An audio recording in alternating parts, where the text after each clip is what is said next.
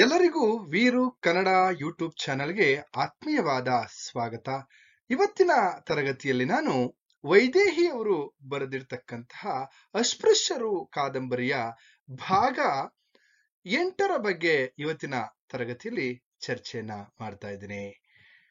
ಇನ್ನೂ ಕೂಡ ನನ್ನ ಚಾನೆಲ್ ಅನ್ನ ಸಬ್ಸ್ಕ್ರೈಬ್ ಮಾಡ್ಕೊಂಡಿಲ್ಲ ಅಂತಂದ್ರೆ ಸಬ್ಸ್ಕ್ರೈಬ್ ಮಾಡ್ಕೊಳ್ಳಿ ಅಂತ ಹೇಳ್ತಾ, ಹಾಗೇನೆ ಈಗ ಸುಮಾರು 9 ಭಾಗಗಳಲ್ಲಿ ಇಡೀ ಕಾದಂಬರಿಯ ವಿಚಾರಗಳನ್ನ ನಾನು ತಿಳಿಸ್ತಾ ಇರ್ತೇನೆ. 9 ಭಾಗಗಳು ನನ್ನ ಚಾನೆಲ್ ಅಲ್ಲಿ ಪ್ಲೇ ಲಿಸ್ಟ್ ಅಲ್ಲಿ ಇರುತ್ತೆ, ಅದನ್ನ ನೀವು ಗಮನಿಸಿ ಅಂತ ಹೇಳ್ತಾ ಈಗ ನೇರವಾಗಿ ಈ ಕಾದಂಬರಿಯ ವಿಚಾರಕ್ಕೆ ನಾವು ಗಮನಿಸೋಣ. ಇಲ್ಲಿ ಮೊದಲಿಗೆ ಪ್ರಶ್ನೆ, ಆ ಪ್ರಶ್ನೆಗೆ ಸಂಬಂಧಪಟ್ಟಂತಹ ಉತ್ತರವನ್ನು ಕೂಡ ನಾನು ಇಲ್ಲಿ ತಿಳಿಸ್ತಾ ಹೋಗ್ತೀನಿ. ನೋಡಿ, ವಾಸುದೇವರಾಯರು ಕುಮುದಿನಿಯನ್ನ ತಮ್ಮ ಮನೆಗೆ ಕರೆತಂದ ಸಂದರ್ಭದಲ್ಲಿ ಉಂಟಾದಂತಹ ಬಿಕ್ಕಟ್ಟನ್ನ ವಿವರಿಸಿ ಅಂತಕ್ಕಂಥದ್ದು. ಹೇಗೆ ಆ ಕುಮುದಿನಿಯನ್ನ ತಮ್ಮ ಮನೆಗೆ ಕರ್ಕೊಂಡ್ ಬರ್ತಾರೆ, ಅಲ್ಲಿ ಆ ಕರ್ಕೊಂಡ್ ಬರ್ಬೇಕಂತ ಸಂದರ್ಭದಲ್ಲಿ ಏನೆಲ್ಲ ಒಂದು ಬಿಕ್ಕಟ್ಟುಗಳು ಅಲ್ಲಿ ಉಂಟಾದೋ ಅಂತಕ್ಕಂಥದ್ದನ್ನ, ಅಥವಾ ಯಾರು ಅಲ್ಲಿ ಎಲ್ಲ ಒಂದ್ ಕಡೆ ಆ ಕುಮುದಿನಿ ಮನೆಗೆ ಬರೋದಕ್ಕೆ ಯಾರು ಒಪ್ತಾ ಇರ್ಲಿಲ್ಲ, ಅಲ್ಲೆಲ್ಲ ಏನೆಲ್ಲ ಪರಿಸ್ಥಿತಿಗಳು ಸಂದರ್ಭಗಳು ಎದುರಾದವು ಅನ್ನೋದನ್ನ ನಾವಿಲ್ಲಿ ಗಮನಿಸ್ತಾ ಹೋಗೋಣ. ನೋಡಿ, ಈಗ ಭಾಸ್ಕರ ಏನ್ ಮಾಡಿದ್ದಾನೆ, ಈ ಕೆಲವೊಂದು ಈ ಜಾತಿ ನಡುವಿನ ಒಂದು ತಾರತಮ್ಯ ಆಗಿರ್ಬೋದು, ಹಾಗೇನೆ ಆ ಹೋರಾಟ ಚಳುವಳಿಗಳಲ್ಲಿ ಅವನೇನ್ ಮಾಡಿದ್ದಾನೆ, ಅದರಿಂದ ಇಲ್ಲಿ ಕಾಣದ ಕೈಗಳು ಮತ್ತೆ ಎಲ್ಲೋ ಒಂದ್ ಕಡೆ ಈ ದೊಡ್ಡ ಜಾತಿಯವರು ಅಥವಾ ದೊಡ್ಡ ಕುಳಗಳು ಸೇರಿ ಅವನನ್ನ ಎಲ್ಲೋ ಒಂದ್ ಕಡೆ ಜೈಲಿಗೆ ಇಟ್ಟಿರ್ತಕ್ಕಂಥದ್ದು. ಆ ಸಂದರ್ಭದಲ್ಲಿ ಈಗ ಇಲ್ಲಿ ಭಾಸ್ಕರ ಜೈಲಿನಲ್ಲಿದ್ದಾನೆ. ಆ ಜೈಲಿನಲ್ಲಿ ಇದ್ದಂತ ಸಂದರ್ಭದಲ್ಲಿ ಆ ಸುದ್ದಿ ನಿಧಾನವಾಗಿ ಇಲ್ಲಿ ವಾಸುದೇವರಾಯರಿಗೆ ಸೀನುವಿನ ಮುಖಾಂತರ ಗೊತ್ತಾಗುತ್ತೆ. ಆ ಗೊತ್ತಾದ್ಮೇಲೆ ಇನ್ನೊಂದ್ ಕಡೆ ಅಲ್ಲಿ ಆನಂತರ ವಾಸುದೇವರಾಯರು ಆಲೋಚನೆಯನ್ನ ಮಾಡ್ತಾರೆ.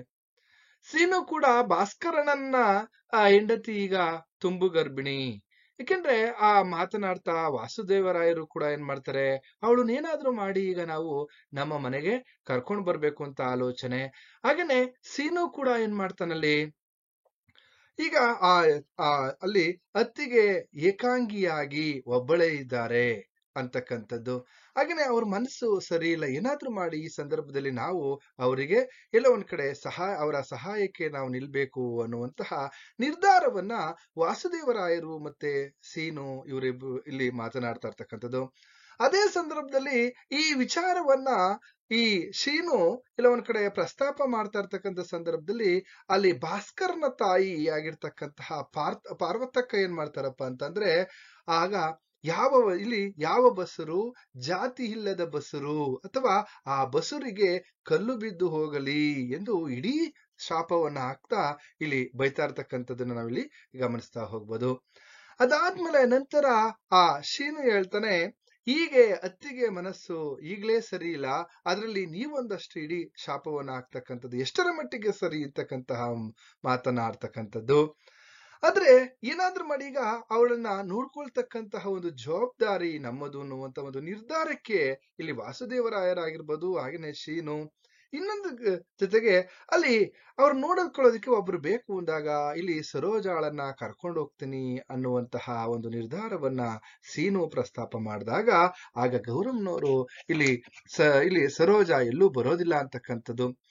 ಆನಂತರದಲ್ಲಿ ಅಕ್ಷರ ಕಲಿತಂತಹ ಜಾಣೆ ಯಾರು ಸರೋಜ, ಹಾಗೂ ಈ ಸಮಾಜದಲ್ಲಿರ್ತಕ್ಕಂತಹ ಜಾತಿ ಪದ್ಧತಿಯನ್ನ ಮೆಟ್ಟಿ ನಿಲ್ಲಬೇಕೆಂಬಂತಹ ದಿಟ್ಟ ಸ್ತ್ರೀ ಅಥವಾ ದಿಟ್ಟ ಹೆಣ್ಣು, ಈ ಅವಳ ನಿಲುವುಗಳನ್ನ ಹೊಂದಿರ್ತಕ್ಕಂತಹ ಅಥವಾ ಈ ಜಾತಿ ಪದ್ಧತಿಯನ್ನ ಮೆಟ್ಟಿ ನಿಲ್ಲುವಂತಹ ನಿಲುವುಗಳನ್ನ ಹೊಂದಿರ್ತಕ್ಕಂತಹ ಸರೋಜ ಹೇಳ್ತಾಳೆ, ನಾನ್ ಯಾಕೆ ಅಲ್ಲಿಗೆ ಬರ್ಬೇಕು, ಅವ್ರನ್ನೇ ಇಲ್ಲಿ ನಾವು ಕರ್ಕೊಂಡ್ ಬರೋಣ, ಅವ್ರನ್ನೇ ಕರ್ಕೊಂಡ್ ಬನ್ನಿ, ನಾವಿಲ್ಲಿ ನಮ್ಮ ಮನೆಯಲ್ಲಿ ಅವರನ್ನ ಆರೈಕೆಯನ್ನ ಮಾಡೋಣ, ಅವರನ್ನ ಎಲ್ಲ ಒಂದ್ ಕಡೆ ನಮ್ಮ ಮನೆಯಲ್ಲೇ ಅವರಿಗೆ ಹೆರಿಗೆ ಆಗ್ಲಿ, ಈ ತರದ ಮಾತುಗಳನ್ನ ಸರೋಜ ದಿಟ್ಟತನದಿಂದ ಹೇಳ್ತಾ ಹೋಗ್ತಾಳೆ. ಯಾಕೆಂತಂದ್ರೆ ಇಲ್ಲಿ ಮನುಷ್ಯತ್ವಕ್ಕೆ ಬೆಲೆ ಇದೆ ಹೊರತು ಎಲ್ಲೋ ಒಂದ್ ಕಡೆ ಜಾತಿಗೆ ಬೆಲೆ ಇಲ್ಲ ಅಂತಕ್ಕಂತಹ ಒಂದು ಮಾನವೀಯ ಗುಣದಿಂದ ಸರೋಜ ಮಾತನಾಡ್ತಕ್ಕಂಥದ್ದು.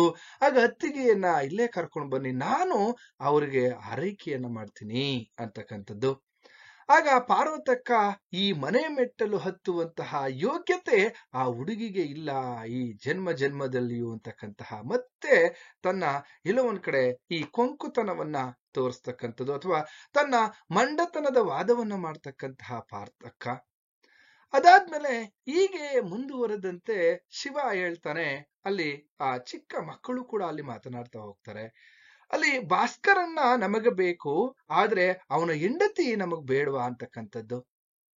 ಹೀಗೆ ಮಾತುಕತೆಗಳು ಅಲ್ಲಿ ಸಂಭಾಷಣೆ ನಡೀತಾ ಇರುತ್ತೆ ಆ ವಾಸುದೇವರಾಯರ ಕುಟುಂಬದಲ್ಲಿ. ವಾಸುದೇವರಾಯರು ಪಾರ್ಥಕ್ಕ, ಭಾಸ್ಕರ ನಿಮ್ಮ ಮಗನೇ ಮಾತ್ರವಲ್ಲ, ನೋಡಿ ಅವನ್ ಎಂತ ಒಳ್ಳೆ ಕೆಲಸವನ್ನ ಮಾಡಿದಾನೆ ಅದ್ರ ಬಗ್ಗೆ ನಿಮ್ಗೆ ಗೊತ್ತಿಲ್ಲ. ನೀವೇನಿದ್ರು ಕೂಡ ಆಚಾರ ವಿಚಾರ ಸಂಪ್ರದಾಯ ಈ ಗೊಡ್ಡು ಸಂಪ್ರದಾಯಕ್ಕೆ ಆಚರಣೆಗೆ ಬಲಿಯಾಗಿದ್ದೀರಾ. ಈ ಮಡಿವಂತಿಕೆಯನ್ನ ಬಿಟ್ಟು ನೀವು ಹೊರಗಡೆ ಬರಬೇಕು ಅನ್ನುವಂತಹ ಮಾತನ್ನು ಕೂಡ ಹೇಳ್ತಾ ಅವನು ಇಲ್ಲಿ ಎಲ್ಲೊಂದ್ ಕಡೆ ಆ ನಿಮ್ಮ ಮಗ ಮಾತ್ರವಲ್ಲ, ಸಮಾಜದ ಅನಿಷ್ಟ ಪದ್ಧತಿಯಾಗಿರ್ತಕ್ಕಂತಹ ಅಸ್ಪೃಶ್ಯತೆಯಾಗಿರ್ಬೋದು, ಜಾತಿ ವ್ಯವಸ್ಥೆಯಾಗಿರ್ಬೋದು, ಇದರ ವಿರುದ್ಧ ಹೋರಾಟವನ್ನ ಮಾಡಿದ್ದಾನೆ. ನಾನು ನನ್ನ ಮನಸ್ಸಿನಲ್ಲಿ ಬಯಸಿದ್ದೆ, ಅಲ್ಲಿ ನನ್ನ ಕೈಯಲ್ಲಿ ಆಗದೆ ಇರ್ತಕ್ಕಂತಹ ಹೋರಾಟವನ್ನ ಅವನು ಮಾಡಿದ್ದಾನೆ. ಹಾಗೇನೆ ಅಂತವರಿಗೆ ಅಲ್ಲಿ ಅಂತಹವನನ್ನ ನಾವು ಈಗ ಇಂತಹ ಸಮಯದಲ್ಲಿ ಅವನ ಹೆಂಡತಿಗೆ ನಾವು ಎಲ್ಲೋ ಒಂದ್ ಕಡೆ ಬೆನ್ನೆಲುಬಾಗಿ ನಿಲ್ಬೇಕು ಅಂತಕ್ಕಂತಹ ಮಾತನ್ನ ಹೇಳ್ತಾ, ಇನ್ನೊಂದ್ ಕಡೆ ಅವಳು ನಿಮ್ಮ ಸೊಸೆಯಾಗಿ ಇರುವ ಹಾಗೆನೆ ಮಗ ಅಥವಾ ನಿಮ್ಮ ಸೊಸೆಯಾಗಿ ಇರುವ ಸಂಬಂಧವನ್ನ ಬೆಸಿಗೆ ಸಂಬಂಧಕ್ಕಿಂತ ಅಥವಾ ಅವಳನ್ನ ನಿಮ್ಮ ಸೊಸೆಯಾಗಿ ಎಲ್ಲೋ ಒಂದ್ ಕಡೆ ಅವಳನ್ನ ಸ್ವೀಕರಿಸೋದ್ರಿಂದ ಎಲ್ಲೋ ಒಂದ್ ಕಡೆ ನಿಮ್ಮ ತನವನ್ನ ನೀವು ಉಳಿಸ್ಕೋಬಹುದು ಅಂತಕ್ಕಂತಹ ಮಾತನ್ನ ಹೇಳಿದ್ರು ಕೂಡ ಅಲ್ಲಿ ಭಾರತಕ್ಕ ಎಲ್ಲೋ ಒಂದ್ ಕಡೆ ಹೇಳ್ತಾರೆ, ಏನಂತ ಹೇಳ್ತಾರೆ ಅಂತಂದ್ರೆ ವಾಸುದೇವರಾಯರಿಗೆ, ನಿನಗೆ 60 ವರ್ಷ ಆಯ್ತು, ಆದ್ರೂ ಕೂಡ ಇನ್ನು ನೀನು ಈ ಹುಡುಗರ ಜೊತೆ ಅಥವಾ ಈ ಹೊಸ ತಲೆಮಾರುಗಳ ಜೊತೆ ಸೇರಿ ಎಲ್ಲೋ ಒಂದ್ ಕಡೆ ನೀನು ಕೂಡ ಹಾಳಾಗ್ತಾ ಇದೀಯಾ, ಅಥವಾ ನಮ್ಮ ಆಚಾರ ವಿಚಾರ ಸಂಪ್ರದಾಯಗಳನ್ನೆಲ್ಲವನ್ನ ನೀನು ಹಾಳು ಮಾಡ್ತಾ ಇದೀಯಾ ಅನ್ನುವಂತ ರೀತಿಯಲ್ಲಿ ಅವರು ಬೈತಾರೆ ಆ ವಾಸುದೇವರಾಯರಿಗೆ ಪಾರ್ಥಕ್ಕ ಬೈತಕ್ಕಂಥದ್ದು. ಯಾಕೆಂದ್ರೆ ಪಾರ್ಥಕ್ಕನ ಒಂದು ಸ್ವಭಾವ ಏನಪ್ಪಾ ಅಂತಂದ್ರೆ ಒಂದ್ ರೀತಿ ಮಡಿವಂತಿಕೆ ಆಗಿರ್ಬೋದು ಅಥವಾ ಮೈಲಿಗೆ ಅಂತಕ್ಕಂತಹ ವಿಚಾರಗಳು, ಹಾಗೇನೆ ಅಸ್ಪೃಶ್ಯತೆ ಅಂತಕ್ಕಂಥದ್ದು ಎಲ್ಲೋ ಒಂದ್ ಕಡೆ ಇಡೀ ಅವರ ಶರೀರದ ಒಳಗಡೆನೆ ಇತ್ತು ಅಂತಕ್ಕಂಥದ್ದು ನಾವಿಲ್ಲಿ ಗಮನಿಸ್ತಾ ಹೋಗ್ಬೋದು. ನಿಮ್ಗೆ ಈ ರೀತಿಯಾದಂತಹ ಪ್ರಶ್ನೆಗಳನ್ನ ಕೇಳ್ತಾರೆ. ಪಾರ್ಥಕ್ಕನ ಸ್ವಭಾವದ ಬಗ್ಗೆ ಕೇಳ್ಬೋದು, ಗೌರಮ್ಮನ ಸ್ವಭಾವದ ಬಗ್ಗೆ ಕೇಳ್ಬೋದು, ಸರೋಜಾಳ ಸ್ವಭಾವದ ಬಗ್ಗೆ ನಿಮ್ಗೆ ಪ್ರಶ್ನೆಯನ್ನ ಕೇಳ್ತಾರೆ. ಹಾಗಾಗಿ ಅಥವಾ ವಾಸುದೇವರಾಯರ ಸ್ವಭಾವದ ಬಗ್ಗೆ ಕೇಳ್ತಾರೆ. ಈ ರೀತಿ ಪ್ರಶ್ನೆಗಳು ನಿಮಗೆ ಪರೀಕ್ಷೆಯಲ್ಲಿ ಬರುವಂತ ಸಾಧ್ಯತೆಗಳು ತುಂಬಾ ಇವೆ ಅಂತಕ್ಕಂಥದನ್ನ ನಾನು ತಿಳಿಸ್ತಾ ಇದ್ದೀನಿ. ಹಾಗೆ ಮುಂದುವರೆದಂತೆ ನಂತರ ವಾಸುದೇವರಾಯರು ಇನ್ನು ಏನು ಯೋಚಿಸಿ ಪ್ರಯೋಜನವಿಲ್ಲ. ಯಾಕೆಂತಂದ್ರೆ ಇಡೀ ಈ ಒಂದು ಸ್ತ್ರೀ ಇಲ್ಲಿ ಅನೇಕ ಹಳೆ ತಲೆಮಾರಿನ ಸ್ತ್ರೀಯರಿಲ್ಲಿ ಏನಪ್ಪಾ ಅಂತಂದ್ರೆ ಒಂದ್ ರೀತಿಯಲ್ಲಿ ಅಸ್ಪೃಶ್ಯತೆ ಅಥವಾ ಜಾತಿ ವ್ಯವಸ್ಥೆ ಅನ್ನೋದಕ್ಕಿಂತ ಮುಂಚಿತವಾಗಿ ನಾವು ಒಂದು ಗೊಡ್ಡು ಸಂಪ್ರದಾಯಕ್ಕೆ ಅವರು ಬಲಿಯಾಗಿದ್ದಾರೆ ಅಂತಕ್ಕಂಥದ್ದು ಅಥವಾ ಮಡಿವಂತಿಕೆ ಅಂತಕ್ಕಂಥದ್ದು ಈ ಹಳೆ ತಲೆಮಾರಿನ ಸ್ತ್ರೀಯರಲ್ಲಿ, ಉದಾಹರಣೆಗೆ ಗೌರಮ್ಮನವರಾಗಿರ್ಬೋದು ಅಥವಾ ಅದಕ್ಕಿಂತ ಹೆಚ್ಚಿನದಾಗಿ ಪಾರ್ಥಕ್ಕನಿಗಂತೂ ಈ ಮಡಿವಂತಿಕೆಯಲ್ಲೇ ಎಲ್ಲ ಒಂದ್ ಕಡೆ ಅವರು ಸ್ನಾನ ಮಾಡ್ತಾ ಇದ್ರು ಅನ್ನೋ ರೀತಿಯಲ್ಲಿ ನಾವು ಗಮನಿಸ್ತಾ ಹೋಗ್ಬೋದು. ಹಾಗೆ ನಂತರ ಇದೆಲ್ಲ ಯೋಚನೆ ಮಾಡಿದಂತಹ ವಾಸುದೇವರಾಯರು ಇಲ್ಲಿ ಸರೋಜ ಹೇಳ್ದಾಗೆ ನಾವು ಇಲ್ಲಿ ಕುಮುದಿನಿಯನ್ನ ಕರೆದುಕೊಂಡು ಬರೋದೇ ಸರಿ ಅಂತ ಹೇಳಿ, ಆಗ ಅದನ್ನ ನಾನು ಕುಮುದಿನಿಯನ್ನ ಅಂದ್ರೆ ಭಾಸ್ಕರ್ನ ಹೆಂಡತಿಯನ್ನ ನಾನು ಕರ್ಕೊಂಡು ಬರ್ತೀನಿ ಎನ್ನುವಂತ ಒಂದು ದೃಢ ನಿರ್ಧಾರವನ್ನ ಮಾಡ್ತಾರೆ. ಆಗ ಗೌರಮ್ಮನವರು ಇದರ ಮುಂದಿನ ಪರಿಣಾಮವನ್ನ ನೀವು ಎದುರಿಸ್ಬೇಕಾಗುತ್ತೆ ಅಥವಾ ಮುಂದೆ ಪಶ್ಚಾತ್ತಾಪ ಪಡ್ಬೇಕಾಗುತ್ತೆ ಅಂತಕ್ಕಂಥ ಕೆಲವೊಂದು ಮಾತುಗಳನ್ನ ಹೇಳ್ತಾರೆ. ಗೌರಮ್ಮ ವಾಸುದೇವರಾಯರ ಮಾತಿಗೆ ಏನ್ ಹೇಳ್ತಾರಪ್ಪ ಅಂದ್ರೆ, ಕೊರಗರ ಜಾಗಕ್ಕೆ ಹೋಗಬೇಕಾ ಅಥವಾ ಇಲ್ಲಿ ಊರು ಮತ್ತೆ ಮನೆಯವರು ಯಾರು ಊರಿನವರಾಗಿರ್ಬೋದು, ಮನೆಯ ಅಕ್ಕಪಕ್ಕದವರಾಗಿರ್ಬೋದು, ಯಾರು ಕೂಡ ನಮ್ಮನ್ನ ಮಾತನಾಡಿಸೋದಿಲ್ಲ, ನಮ್ಮನ್ನ ಮುಟ್ಟಿಸಿಕೊಳ್ಳೋದು ಇಲ್ಲ. ನೋಡಿ, ಈ ಬಿಸಿ ವಿಚಾರದಲ್ಲಿ ನಿಮ್ಗೆ ವಿಚಾರ ಗೊತ್ತಾಗೋದಿಲ್ಲ, ಆದ್ರೆ ಮುಂದೊಂದು ದಿನ ಪಶ್ಚಾತ್ತಾಪವನ್ನ ಪಡ್ಬೇಕಾಗುತ್ತೆ ಅಂತಕ್ಕಂತಹ ಮಾತುಗಳನ್ನ ಗೌರಮ್ನವ್ರು ಹೇಳ್ತಕ್ಕಂಥದ್ದು.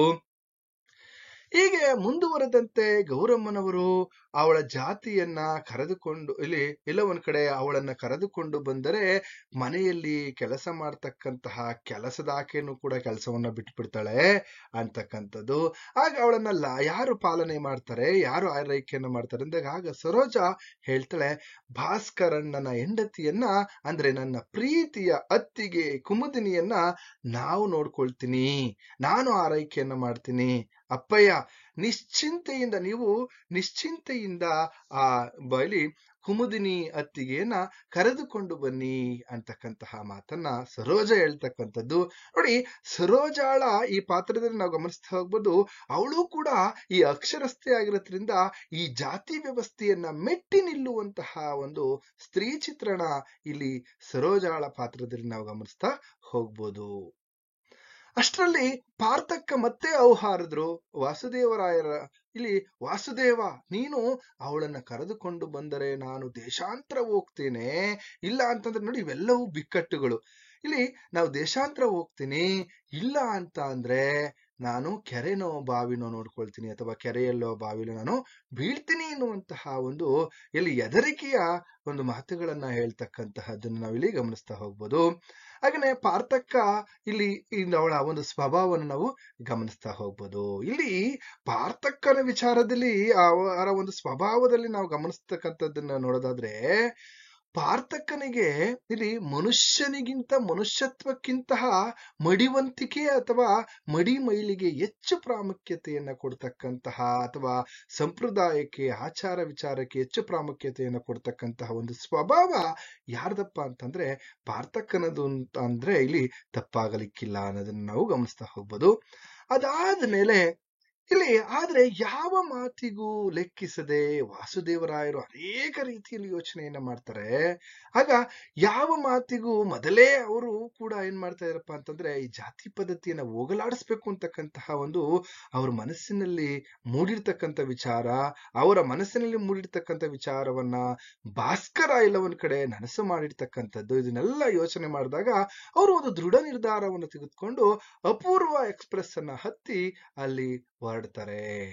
ಆಗ ಅದಕ್ ಮುಂಚೆ ಒಂದ್ ಮಾತು ಹೇಳ್ತಾರೆ, ಒಂದ್ ರೀತಿಯಲ್ಲಿ ವ್ಯಂಗ್ಯವಾಗಿನೇ ಹೇಳ್ತಾ ಹೋಗ್ತಾರೆ. ಯಾರು? ವಾಸುದೇವರಾಯರು. ಏನಂತ ಹೇಳ್ತಾರೆ ಅಂದ್ರೆ, ಕೊರಗರ ಕೊಪ್ಪಕ್ಕೆ ಹೋಗಿ ಸೇರ್ಕೊಳ್ಳುವಂತಹ ಇಚ್ಛೆ ಇರುವವರು ಅಲ್ಲಿ ಹೋಗ್ಬೋದು, ಇಲ್ಲ ನಮ್ಮ ಮನೆಯಲ್ಲೇ ಇರ್ತಕ್ಕಂಥವ್ರು ಇರ್ಬೋದು ಅಂತ ಹೇಳಿ ಸೀನಾ ಮತ್ತು ವಾಸುದೇವರಾಯರು ಇಬ್ರು ಕೂಡ ಭಾಸ್ಕರನ ಮನೆಗೆ ಅಥವಾ ಇಲ್ಲಿ ಕುಮುದಿನಿಯನ್ನ ಕರೆದುಕೊಂಡು ಬರೋದಕ್ಕೆ ಹೋಗ್ತಾರೆ. ಇದಿಷ್ಟು ಭಾಗ 8ರ ವಿಚಾರ. ಅಲ್ಲಿ ನಾನು ಆಲ್ರೆಡಿ ಪ್ರಶ್ನೆಯನ್ನ ಇಲ್ಲಿ ಹೇಳಿದ್ದೆ, ಇನ್ನೊಮ್ಮೆ ಪ್ರಶ್ನೆಯನ್ನ ಹೇಳ್ತೀನಿ, ನಿಮ್ಗೆ ನೆನಪೇ ಇಟ್ಕೊಂಡಿರಿ.